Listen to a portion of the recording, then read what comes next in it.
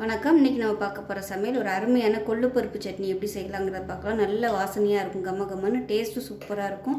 So வாங்க இந்த சட்னி எப்படி செய்யலாங்கிறத பார்க்கலாம். இப்போ ஒரு பேன் எடுத்துக்கலாம். இதில் வந்து தேவையான அளவுக்கு எண்ணெய் சேர்த்துக்கலாம். ஒரு டீஸ்பூன் போல் எண்ணெய் சேர்த்தா போதும். எண்ணெய் லேசாக சூடாக ஆரம்பித்ததும் 2 டேபிள் ஸ்பூன் அளவுக்கு கொள்ளு பருப்பு சேர்த்துக்கலாம். இப்போ இதை வந்து மீடியமான ஃப்ளேமில் நல்லா வறுத்துக்கணும்.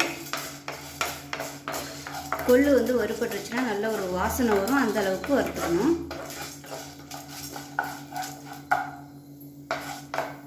கொள்ளு பருப்பு நல்லா வறுபட்டு வெடிக்க ஆரம்பிச்சிது. இந்த ஸ்டேஜில் ஒரு 8 வரமிளகாயை சேர்த்து நல்லா பரட்டி விட்டுக்கலாம்.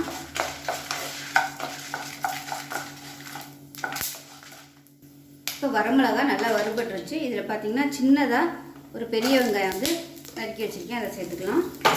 அதோட ஒரு 6 பல் பூண்டு சேர்த்துக்கலாம். இதுக்கு பதிலாக நீங்கள் சின்ன வெங்காயம் சேர்த்திங்கன்னா டேஸ்ட் நல்லாயிருக்கும். சின்ன வெங்காயம் சேர்க்குறதா இருந்தால் ஒரு 10லேருந்து 15 சின்ன வெங்காயம் சேர்த்துக்கோங்க. இப்போ இது வதங்கும் போது நல்லா ஒரு 2 கொத்து கருவேப்பிலை சேர்த்துக்கலாம். கருவேப்பிலை சேர்த்திங்கன்னா டேஸ்ட் நல்லாயிருக்கும். இதோட கொஞ்சமாக கொத்தமல்லி இலையும் சேர்த்துக்கலாம். கருவேப்பிலை கொத்தமல்லி சேர்க்குறது உங்களோட விருப்பம் தான். இப்போ இதோட சின்னதாக ஒரு தக்காளி சேர்த்துக்கலாம். நான் வந்து கொஞ்சமாக வைக்கிறதுனால வெங்காயமும் தக்காளியும் கொஞ்சம் எடுத்துருக்கேன். நீங்கள் நிறையா வைக்கிறதா இருந்தால் அளவு வந்து கூட எடுத்துக்கோங்க. அதே மாதிரி கொள்ளு பருப்பும் கூட எடுத்துக்கோங்க. இது எல்லாத்தையும் நல்லா வதக்கி விட்டுக்கலாம். தக்காளியும் வெங்காயமும் நல்லா மசிஞ்சு வரணும். இப்போ இதில் சுண்டக்காய் சைஸுக்கு புளி சேர்த்துக்கலாம். புளி வந்து கம்மியாக சேர்த்தாலே போதும். இப்போ பார்த்திங்கன்னா தக்காளி வெங்காயம் எல்லாமே நல்லா வதங்கிடுச்சு. இதில் 1 டேபிள் ஸ்பூன் மட்டும் துருவன தேங்காய் சேர்த்துக்கலாம். உங்களுக்கு வந்து சட்னி நிறைய வேணும்னு நினச்சிங்கன்னா தேங்காய் வந்து இன்னும் கூட நீங்கள் சேர்த்துக்கலாம். இப்போ இதுக்கு தேவையான உப்பையும் சேர்த்துக்கலாம். சேர்த்துட்டு அமர்த்திடலாம். அமர்த்திட்டு ஆற விட்டுட்டு நைஸாக அரைச்சிக்கலாம். நான் வந்து கொள்ளு பருப்போடு சேர்த்து தான் அரைக்க போகிறேன். இந்த சட்னி வந்து கொஞ்சம் நெருநெருன்னு இருந்தால் நல்லாயிருக்கும். அதனால் நான் எல்லாத்தையுமே மொத்தமாக போட்டு அரைக்க போகிறேன்.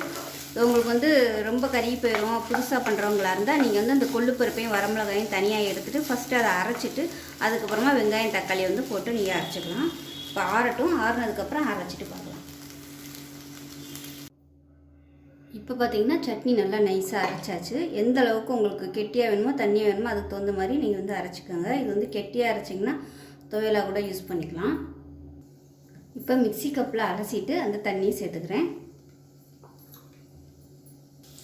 இப்போ இதை நல்லா கலந்து விட்டுடலாம். கலந்து விட்டுட்டு இதுக்கு வந்து இப்போ தாளிப்பு கொடுத்துக்கலாம். கடுகு, உளுந்து, கருவேப்பிலை போட்டு தாளிச்சிக்கேன், அதை சேர்த்துக்கலாம். இது வந்து தாளிக்கணும்னு அவசியம் இல்லை. விருப்பப்பட்டால் நீங்கள் தாளிச்சிக்கலாம், இல்லைன்னா அப்படியே சாப்பிட்டா கூட நல்லாயிருக்கும். அவ்வளோதான். இட்லி, தோசை எல்லாத்துக்குமே சூப்பராக இருக்கும். கெட்டியாக அரைச்சிங்கன்னா நம்ம சாதத்துக்கு கூட தொட்டுக்கலாம். லெமன் சாதம், சாம்பார் சாதம், வெரைட்டி ரைஸ்க்கெலாம் கூட தொட்டுக்கலாம். அருமையான இந்த கொள்ளு பருப்பு சட்னி செஞ்சு பாருங்கள். உடம்புக்கு ரொம்ப ஹெல்த்தியாகவும் இருக்கும். சளி பிரச்சனை இருக்கும்போது அடிக்கடி செஞ்சு சாப்பிடுங்க. நார்மலாக தக்காளி சட்னிலேருந்து உளுந்து கடலைப்பருப்பு தான் போட்டு வைப்போம். அதுக்கு பதிலாக இந்த மாதிரி கொள்ளு பருப்பு போட்டு சட்னி செஞ்சு சாப்பிட்டு பாருங்கள். ரொம்ப ஆரோக்கியமாக இருக்கும். ஸோ செஞ்சு பார்த்துட்டு எப்படி வந்துச்சுங்கிறத சொல்லுங்கள். வீடியோ பிடிச்சிச்சின்னா லைக் பண்ணுங்கள், கமெண்ட் பண்ணுங்கள், சேனலை சப்ஸ்கிரைப் பண்ணுங்கள், பக்கத்தில் உள்ள பெல் பட்டனையும் ப்ரெஸ் பண்ணுங்கள். நன்றி.